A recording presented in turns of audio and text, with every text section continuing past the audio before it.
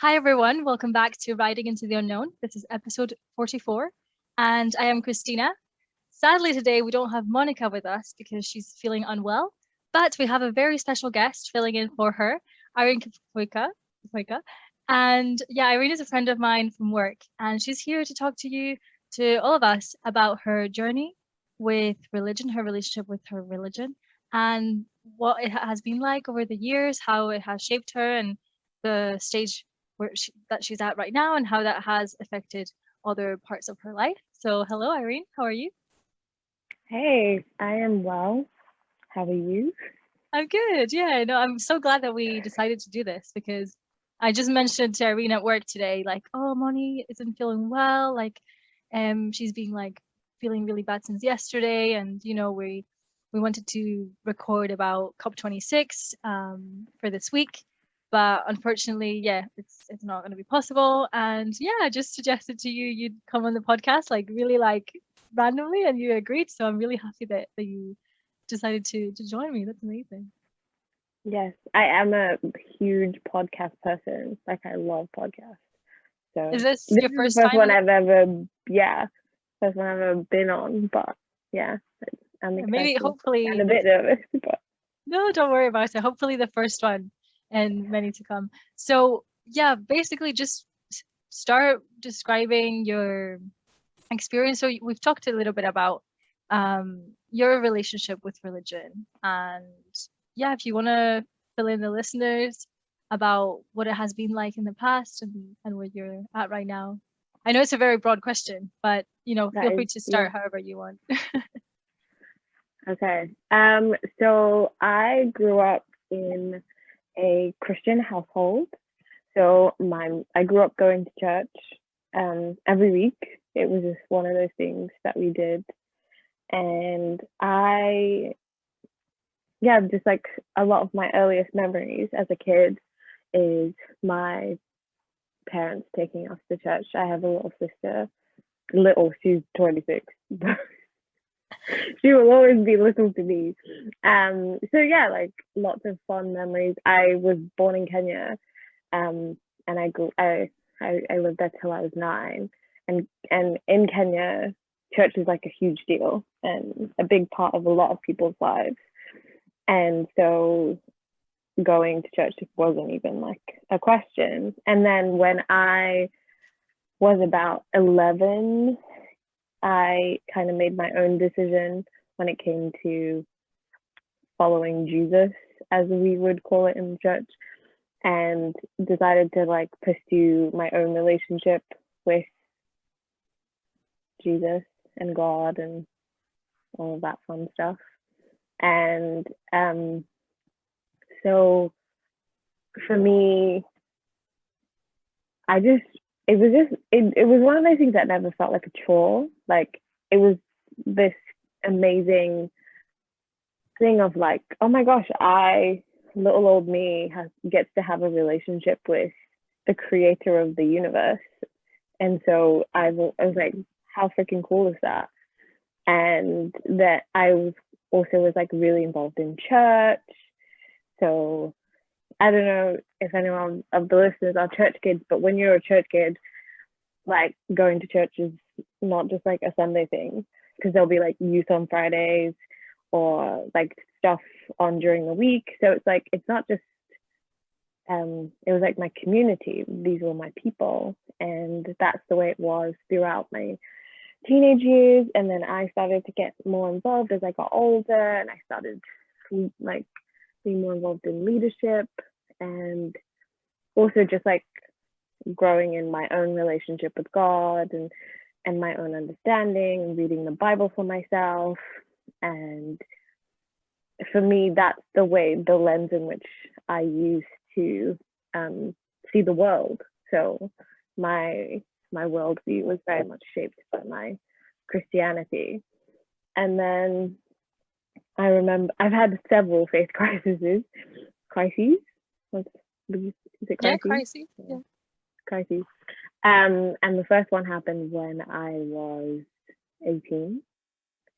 And I remember being away at this youth camp and just having this thought like, oh my gosh, what if God doesn't exist? And that just like threw me off for the whole rest of the week. Like I sunk into a depression, and I was just like, my world just stopped making sense in that 5 days that I was there. And I was like, I don't understand like how this, it was just, I don't fully know how to explain, but it was just like, what if he doesn't exist? And then my brain was like, oh my gosh. And then my whole world kind of felt like it didn't make sense. And then I remember coming back from that youth camp and just being like, I don't know anything anymore. And then but at that point I'd signed up, I took a gap year. And just before you go into the gap year, I wanted to ask, so was the youth camp religious Christian youth camp as well? Yes. Okay. And it was a Christian youth camp. Obviously it must have been so hard, at 18 to have that huge crisis, because you're still figuring out who you are as a person and identifying your own personality and identity. But did you feel that in that environment, because it was also very religious, that you could reach out and get support from other people there about your doubts? At that point, no, I didn't. Like, doubt is one of those things, in my experience of church, it's not really spoken about. And it was just so I felt very alone in it. And I don't think I told anyone about it until like when I was experiencing it. I didn't really know how to fully put words to what I was thinking or going through. And so I was just kind of, trying to process it on my own. And then when I got back, I do remember having a conversation with my pastor about it.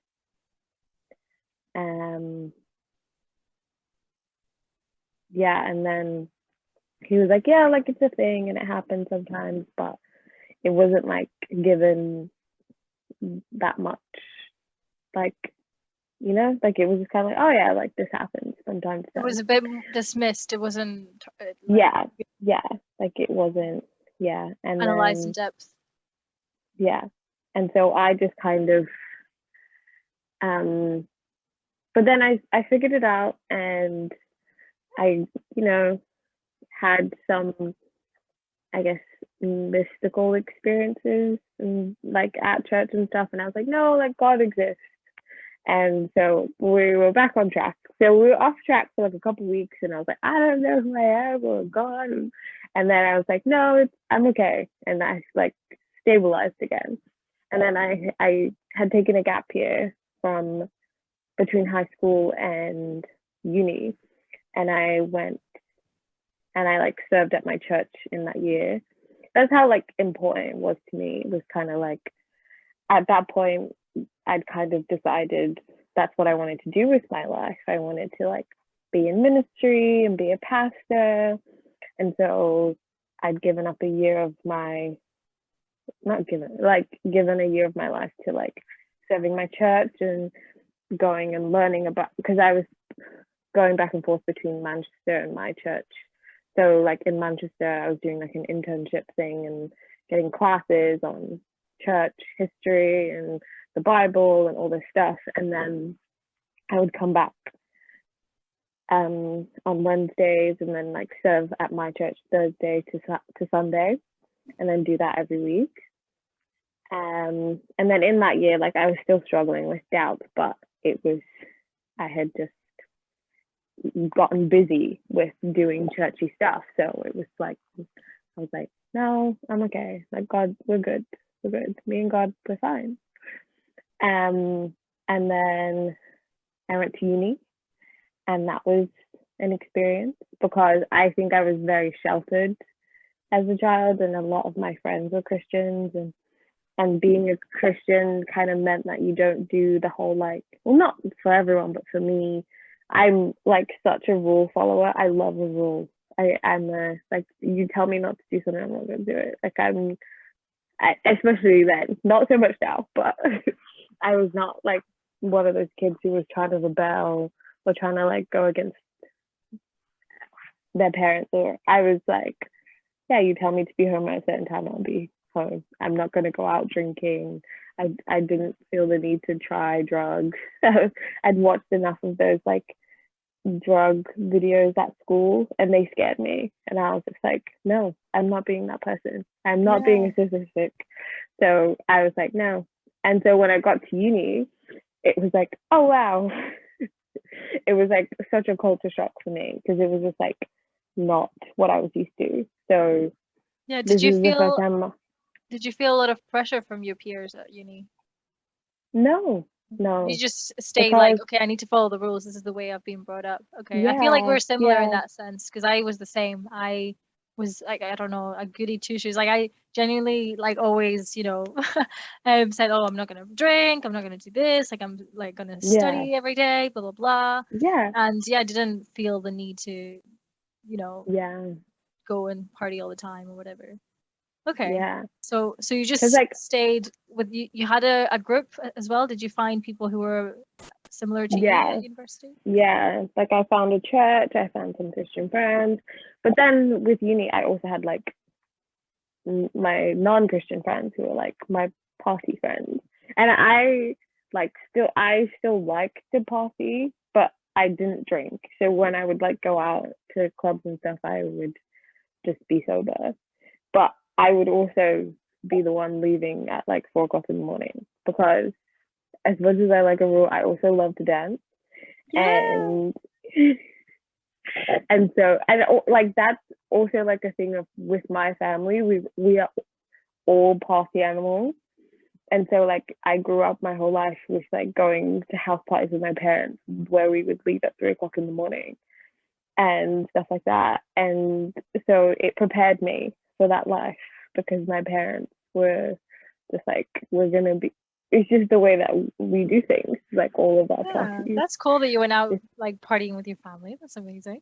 Yeah, it was great. But like the whole, I had we'll get to the drinking thing. And then so uni happened and I wanted to go to Bible college and I'd had this fight with my parents. Like this is how much of a goody two shoes I am. Like the fight I'm having with my parents is for them to let me go to Bible college. So they weren't Because supporting this. What did they want you to not do instead? they wanted me to like do the thing that you do where you go to uni, you get a job, you get 2.2 kids and a dog. Like that's the life they wanted for me. And I was like, no, I want to go to Bible college and I want to be a minister. And so we went back and forth for a while. And then eventually, well, like I just applied and I was like, I'm going.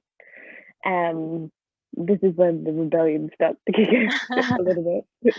But it's like rebellion to go to Bible college, which is hilarious. It's interesting to see that that's how it all started. Yeah. And then, so I moved to Australia as a 22-year-old after I finished uni with the intention of becoming a minister of the gospel of Jesus Christ. And so I went and... One question as well. So was this only available in Australia? Was that the best? Were you just interested in going there and living there for a bit? What was the appeal? The main appeal? I have always like just been obsessed with Australia. Like I just have always just like wanted to go there. And then there's this like really big church that in Australia called Hillsong. And so I was really into their music and stuff. So it was just like a combination of things. And so I was like, yeah. And I get to do this thing that I want to do and I get to live in Australia. So it just kind of made sense to me. So I moved to Australia with the intention of being there for 1 year. And I stayed for 2. A lot of people stay a lot longer. Like I have friends who are still there now and I left like 5 years ago. And so I went and it was great and horrible for all sorts of different reasons. And but I came out at the end of it and I was like, I think I'm an atheist. which Yeah, is, that is such a like complete, like, yeah, you know, it's day just and like, night. Like just went yeah, day and down night. the south hemisphere, you like turned 180. Exactly. You're like, okay. Completely flipped over. And I was like, yeah, I don't know about this. And so and it was like, for me personally, there was some stuff that I saw about Christianity that was very like exclusive uh, and just about kind of like protecting your own that I just wasn't about. And it was about around the time that Trump was getting into office and hearing people in my classes like defending him and stuff. And I was like, no, if this is like what Christianity is, then I don't want any part in it. And so I was just like, no. And then I'd also just like came back with so many questions. And I started to question things about, so like hell, heaven and hell, or like what the the Bible and like all this kind of stuff. And so I came back, and then this faith crisis, the faith crisis I had when I got back from Australia, led to me getting depressed. So I went into, and I've struggled with like depression and anxiety like my whole life, and I have bouts of it here and all the time. But I have never felt what I felt during that season after, because like God was everything to me. He was, like my whole world was based on this idea that I had of like that was Christianity was the way that I saw the world, was where I found my purpose, where I found my community, and all of these things. And once all of that kind of felt like it had fallen apart, it just was like, I don't know who I am. Like I don't know anything. Yeah. And so because it makes such a big part of your life, you feel this void, right? Like an emptiness in a way. And yeah, it's hard then to lean on your friends, your community, because they are part of that world. yeah, So yeah, it must have yeah. been so difficult. I wanted to ask, just going back a little bit, in terms of the Bible college in Australia. So did you feel it was a mix of the way they were teaching it there? Was it your peers? What majorly influenced that sort of realization that, oh, actually, I don't believe in God anymore? Um, I think a lot of it was to do with the church is quite behind on a lot of things, and so there was like just some what is the word? It has completely What are you like subtle racism, Okay. sexism, all of that stuff. And for me, what Jesus had always represented was like being someone that's for the broken and the hurt and the least in society. And so when I was at Bible college, it just kind of felt a bit like it was just, especially after the Trump stuff happened, because it was like he's the antithesis of what we believe and what we stand for. So I couldn't understand how anybody could defend anything that he was saying. And a lot of it came down to like abortion and how a lot of those people felt about abortion and stuff. And for me, that's kind of where the spiral led, because I've always been very passionate about like just social justice and being a good person and making sure that, just kind of caring about the world. And so and that's one of the big reasons I wanted to go into the church and into ministry, was I felt like I was helping people and So it was more, giving. yeah, giving back. And I So it's basically going to Bible college, from the way you're describing it, it was more getting closer to the institution rather than God itself. Yeah, And it just yeah, felt like it was so far-fetched from all your values and what you believed in to begin with, because of yeah, the people who make up the yeah, the Christian um, church. So yeah, that is really eye-opening actually. Um, because many times we are aware of this, but we don't really see that, like, religion, like any type of religion, the ultimate goal in my view is to be a good person, to help others and all of that. And then when you get into fights between different faiths, that defeats the whole purpose of a religion. So it's really yeah. interesting seeing your experience and, like, realizing that at that time. And then yeah, you said that you came back and then it all changed. And you, yeah, going back Yes. to the faith crisis and the how did you overcome that? I mean, that must have been so difficult. Yeah, it was really, really hard. And I think, well, I had gone back to uni to do a master's, and then in that, and I think it was a combination of things. Like, I'd really struggled going back to uni with making friends, but I think it's just because I was just feeling so down. And so I ended up dropping out, which also was really hard for me because I'm like, I am such an, like, I love education and being a dropout. Like, I just couldn't believe that. But it got to that place where I was just like, I literally cannot do this.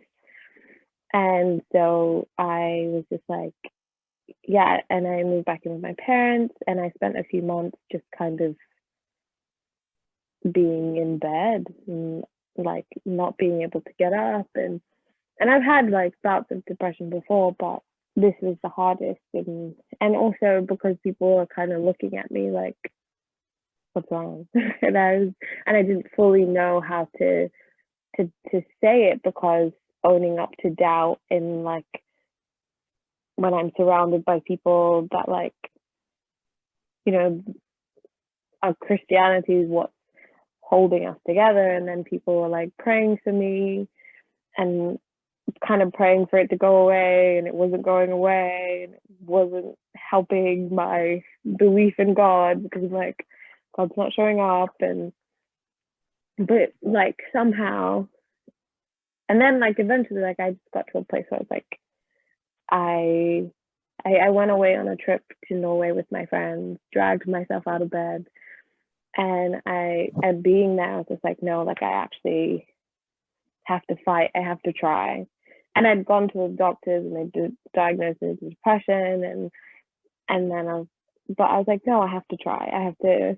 They And so I just kind of, in that trip, was like, I'm gonna go home, and and then I moved to Scotland, um, because I was just like, being home is not really helping, because there's a guilt that comes when you're a person struggling with depression with your parents who are very loving, who have given you everything that you've ever wanted, and are just trying to, like, especially as like a child of immigrants, like, my parents gave up everything for me and my sister. And so there's always like a guilt that comes with that, not I necessarily understand what you put on by mean. them, You but just just, want to give back for all their yeah, efforts, and you feel like exactly, in your situation it's hard for you because you can't really control the way that yeah, your mind, is yeah. operating in that situation. And it's what And what you so, said as well about feeling like a dropout and stuff, like what you want to feel like you are doing your family proud. I understand, but mm, there's no use in labeling ourselves if our mental health is not good. Like, that should be the priority. But I understand it's hard, and, like, yeah, good on you for fighting, because that is so difficult. I can't imagine what it must have been like. But yeah, and then Scotland happened, and and then then things Scotland changed. happened, and I'd gone on a trip to Edinburgh a couple months before that, and I just fell in love with it, and I was just like, I love this place, and I want to live here. And then a PR internship came up, that my cousin had done, that they were starting in Edinburgh. I have never done PR my entire life, but I was like, I'm gonna try. So I went for it and I got it, and then I was just supposed to be there for 5 weeks, but I found myself back in church again, which this story has taken many turns. So now we're back in church. I found a church that I really liked, and ironically, that's what saved my life, I would say, was my time in church in Edinburgh. I found a really great community, and it felt like the way, to me, I'd always wanted church to feel.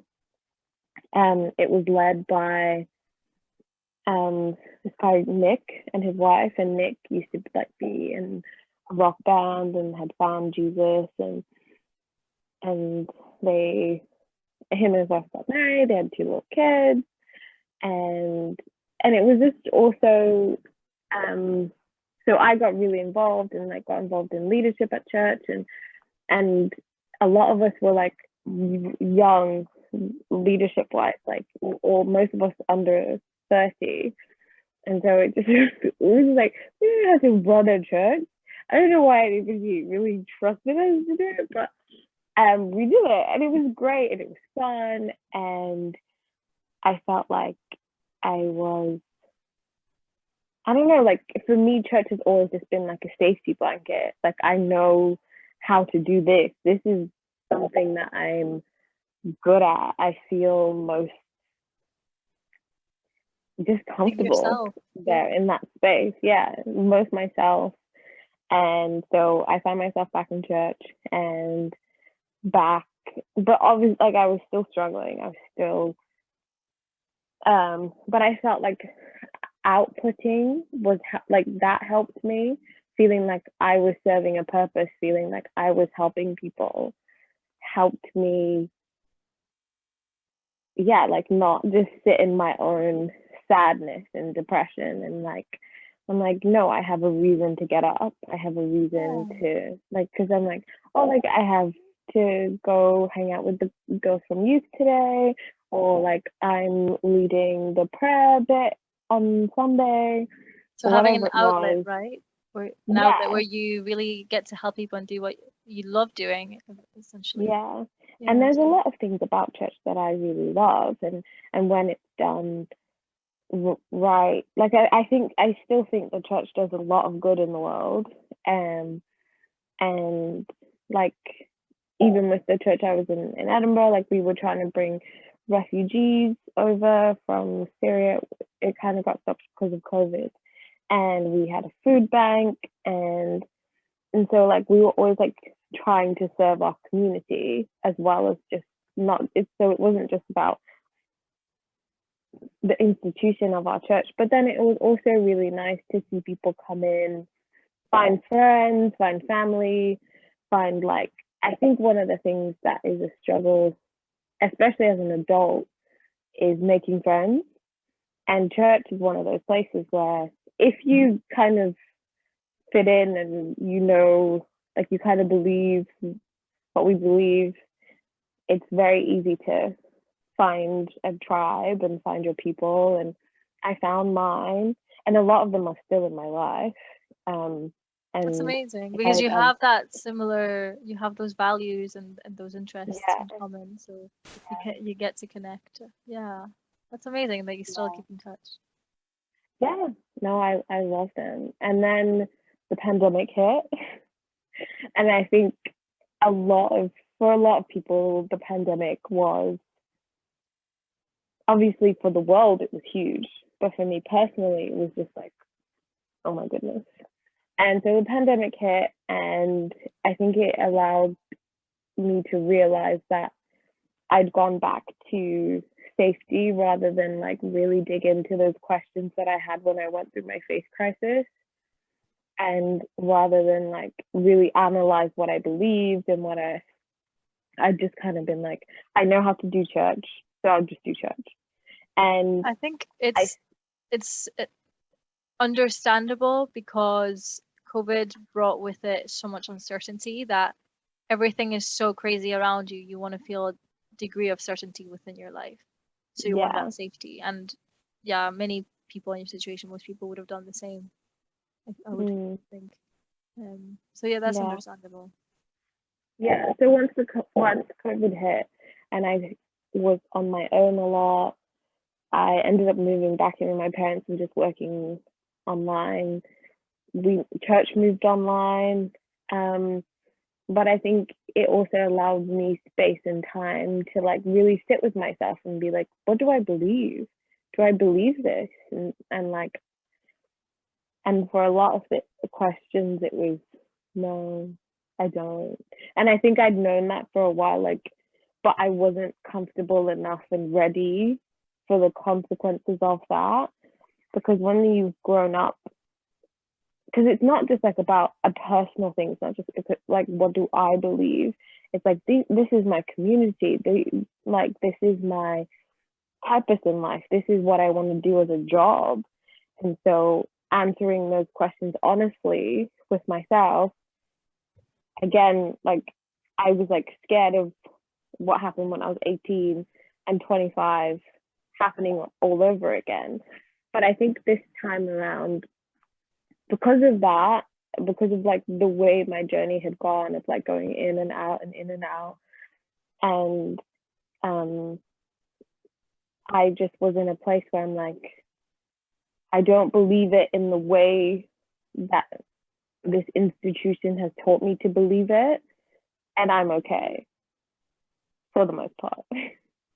With making that decision for myself, there's going to be consequences of me eventually telling people that I don't believe it the way that they believe it. But for me in that moment, just being like, okay, like, I believe in something. I don't really know what. I think that's also like another thing.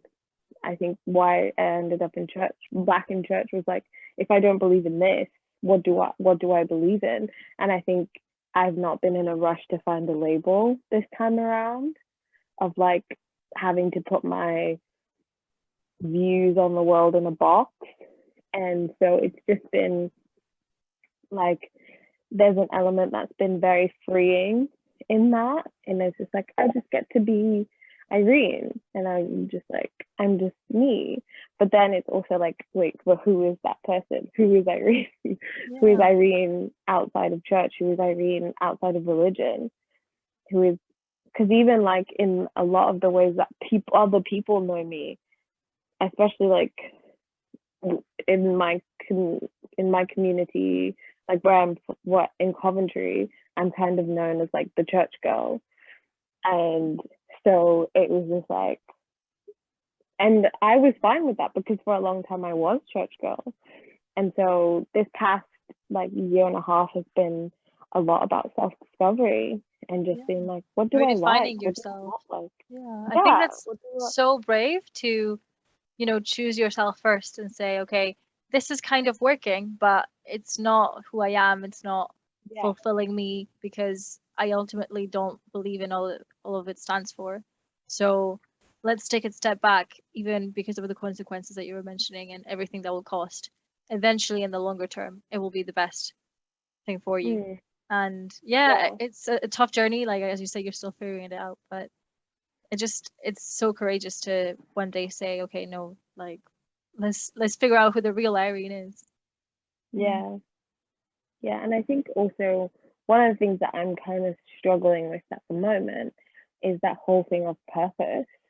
And like, because I was very sure of my purpose before, like I kind of had a vision of my life and where I was going and who I was going to be. And so this past year, there's nothing. I guess there's just so much unknown, so much, and like, I can't really say, there's no plan really. I'm just kind of winging it. And that's the point of this podcast, riding into the unknown. Exactly like what you're doing. And I think that it's very lucky for, a small group of people most of the time are the ones that, know that they have a purpose from the beginning, say, oh, I've got a vocation for being a teacher, or I really want to become an architect. But the vast majority of us in the country don't know what we're doing, and we're figuring out things as we go along. So I feel like I can relate to that a lot.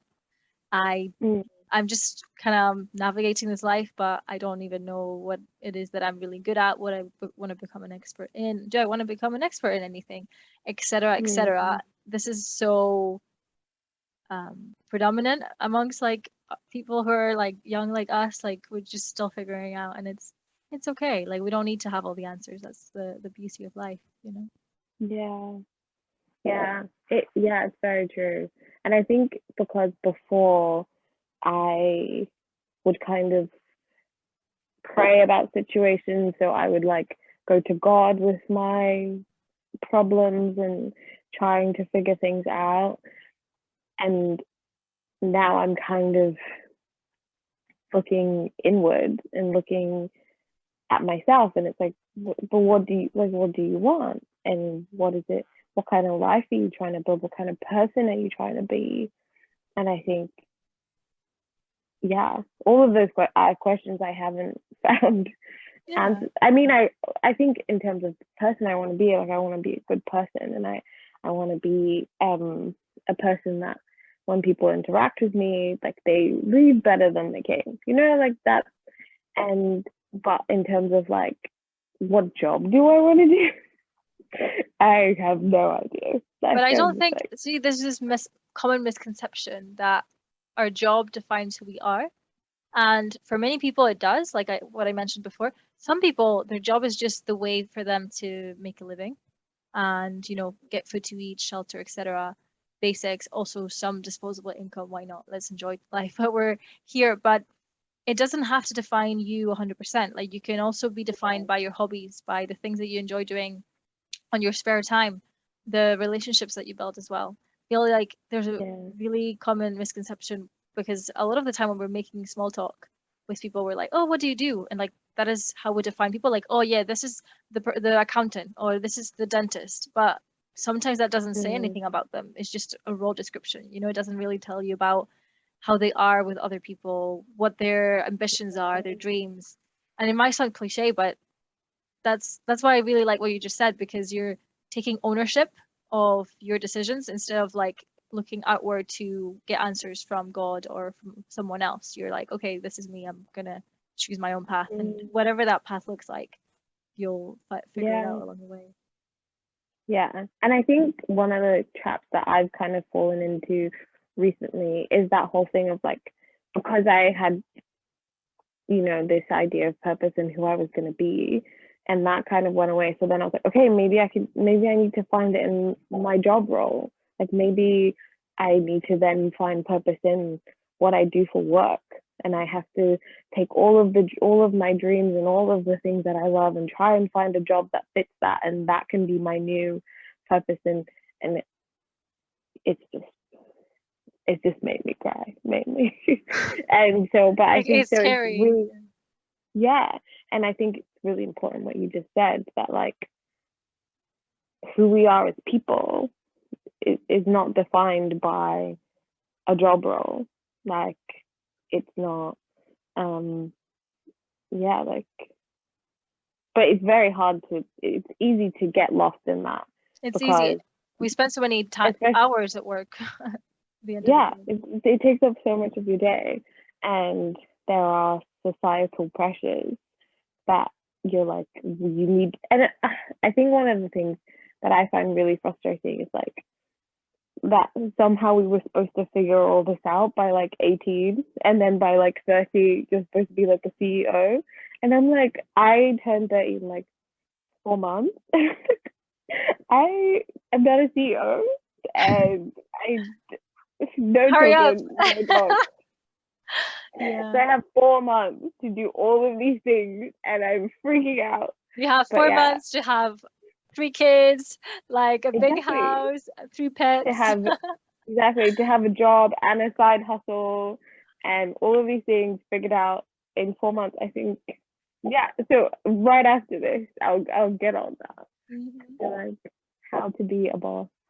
But yeah, no, I think for me personally, I'm trying, and some days are better than other days, to remember that I'm not defined by a job role. And all of my experience, I didn't go through all of those things just so that I can be insert job role here. Like, I think sometimes it just, especially like now, just talking about all of the stuff that I've gone through, because it's not a thing that like I talk about all the time, but it's just like wow.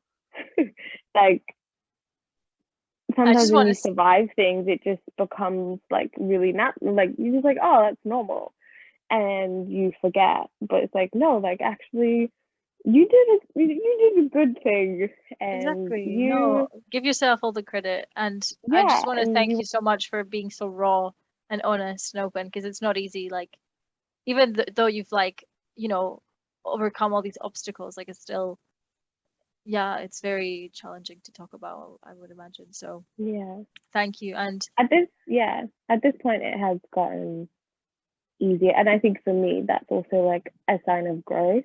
yes. And because I'm like, I can get through it, I can talk about it without having like an emotional breakdown, because there was many years when I couldn't really, and I think that but it also teaches you when you go through something like that like life is so precious, and also you never know what someone's going through, because I was a person that was pretty good at hiding all of these things, and from like most people didn't know that I was going through it. So, but yeah. Yeah. Wow, that is so powerful, and I totally agree. Like, many times we're too quick to judge someone and we don't really know what their personal circumstances are. But yeah, and it's so cool that you're now stronger than ever. It sounds cliche, but it's true. Like, now I just imagine you like overcoming any obstacle. Like, if you can overcome that, you can do anything. Yeah. I think it's a good reminder, because I've been feeling a bit like meh over the last couple of weeks, and like getting in my head about things, and getting in my head about like success and how I'm defining that, and all of these things. And I think it's just a good reminder that like, no, like I'm okay, like I'm doing good, and and life, and there's no rush.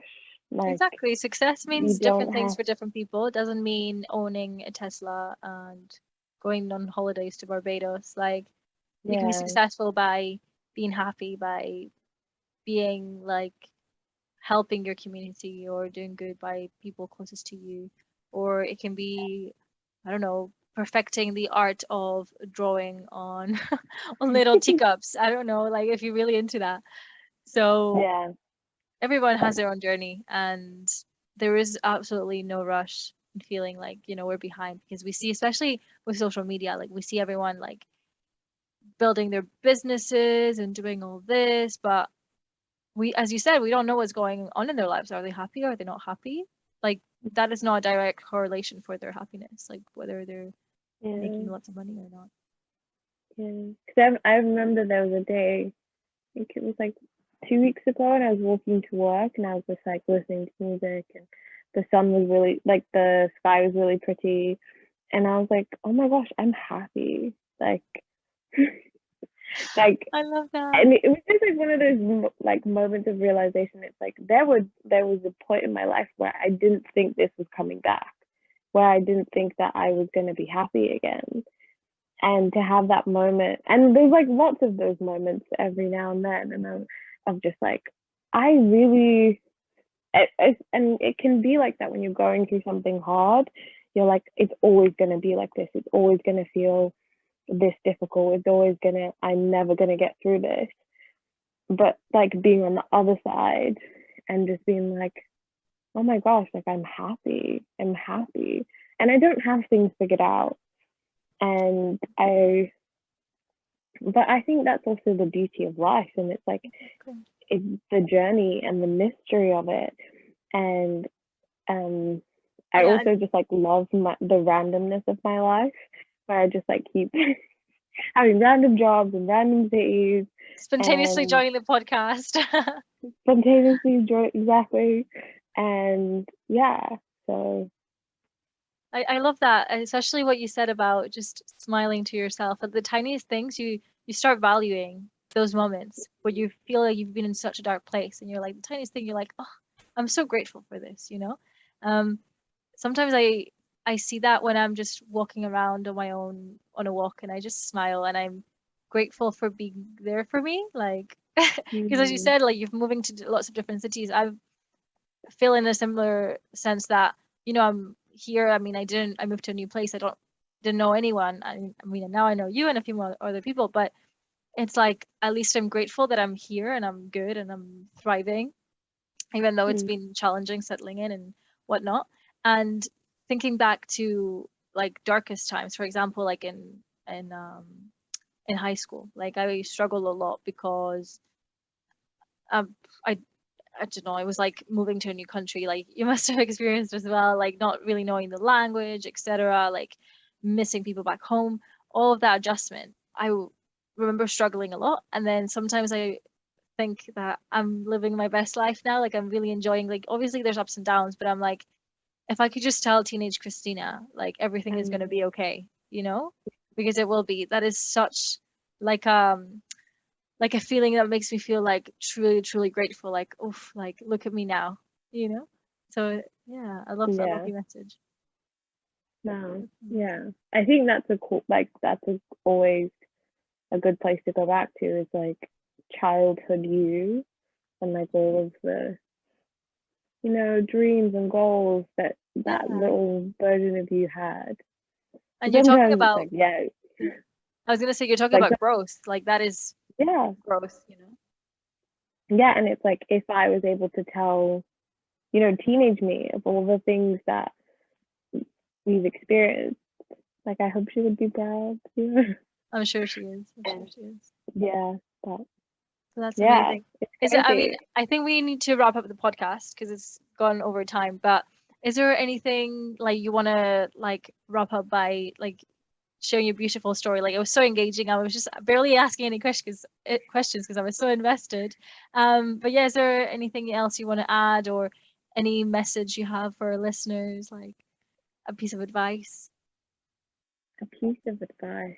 Um, I think as cheesy as it is, I read this book last year called what is it called? Untamed Okay. by Glennon Doyle, and in it she uses this phrase like of like your one wild and precious life. And I think sometimes when I start to get down on myself and like pressure myself into things, and it's like, is this worth? Is this like this stress and this thing that I'm like feeling down about? Is this what I want to spend my life stressing about? My one wild and precious life.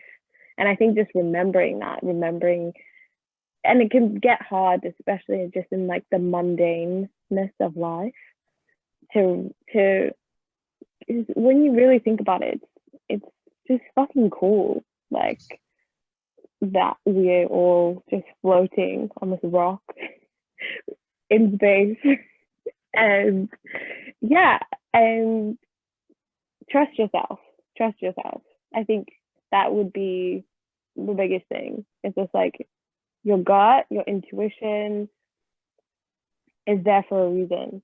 And I know whenever I've ignored that voice inside of me, like I get to where I'm supposed to go eventually, but it didn't need to hurt as much as it did when I was ignoring it. So with your one wild and precious life, trust yourself. Oh, amazingly explained. Thank you so, so much for being so inspiring, Irene. And yeah, just want to thank you for being on today. Oh, I love this episode, genuinely. Like, one of my favorites. I'm not just saying that. But No, yeah, thank you for having me. This is fun. amazing. I'm sure Monica will love listening to this episode. But yeah, have a lovely rest of the night, and I'll see you tomorrow. And thank you Yes. everyone for listening. Bye. Bye.